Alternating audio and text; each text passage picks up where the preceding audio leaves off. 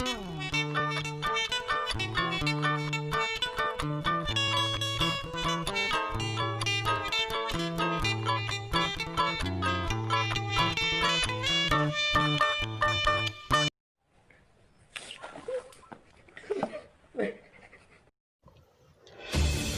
para Slinomania, kami harap kalian semua dalam keadaan sehat ya. Nah, mari angkat badanmu, berdiri di depan kaca, dan rasakan kemurniannya. pada video sebelumnya, saya pernah menyinggung bagaimana proses terjadinya hujan. Nah, yang belum menonton, Nonton dulu sana. link sudah saya taruh di deskripsi.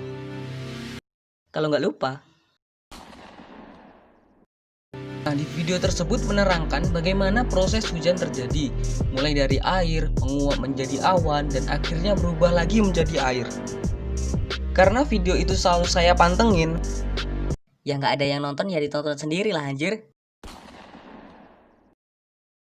nah dari video saya itu, saya sadar kalau ternyata Serius napa bang?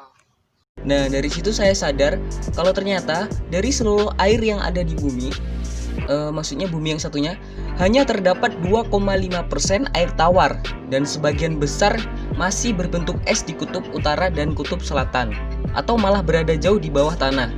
Yang artinya 97,5% sisanya merupakan air asin atau air laut. Air laut adalah air dari laut atau samudra. Air laut memiliki kadar garam rata-rata 3,5%. Artinya, dalam 1 liter air laut terdapat 35 gram garam. Lalu kenapa air laut bisa asin?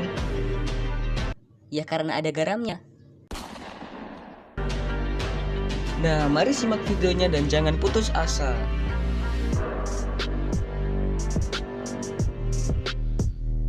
Air laut terasa asin karena terdapat larutan garam di dalamnya.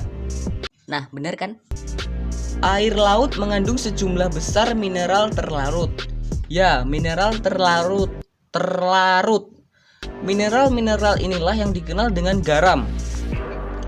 Sekitar 3,5% perairan laut terdiri dari garam. Air laut yang berada di garis khatulistiwa cenderung lebih asin, sedangkan perairan di bagian utara lebih segar karena mengandung garam lebih sedikit. Dilansir dari kompas.com, menurut Lembaga Kelautan dan Atmosfer Nasional Amerika Serikat, disingkat NOAA, keadaan air laut asin ini bermula dengan air laut yang menguap lalu membentuk awan yang bergerak ke arah daratan. Awan ini akan menurunkan hujan pada daratan tersebut. Nah, dalam siklus ini, yang menjadi perhatian adalah air hujan yang jatuh di daratan bertemu dengan karbon dioksida di udara sekitar.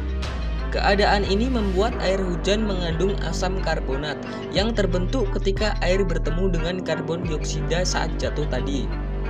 Saat jatuh, air yang terkandung asam karbonat memecah batuan di daratan. Proses ini menghasilkan ion dan mineral yang terpecah dari batu.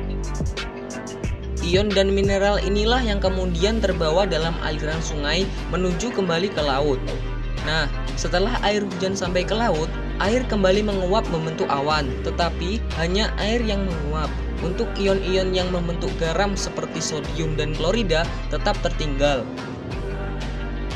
Nah, dikarenakan proses siklus air ini terus terjadi hingga sekarang, maka ion-ion itulah yang menumpuk dan memberikan rasa asin pada air laut.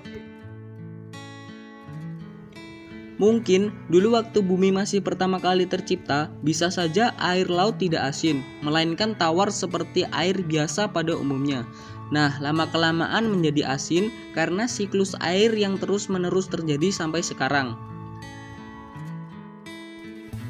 Sekian video kali ini, semoga Anda paham dan jangan lupa untuk Bang Bohang.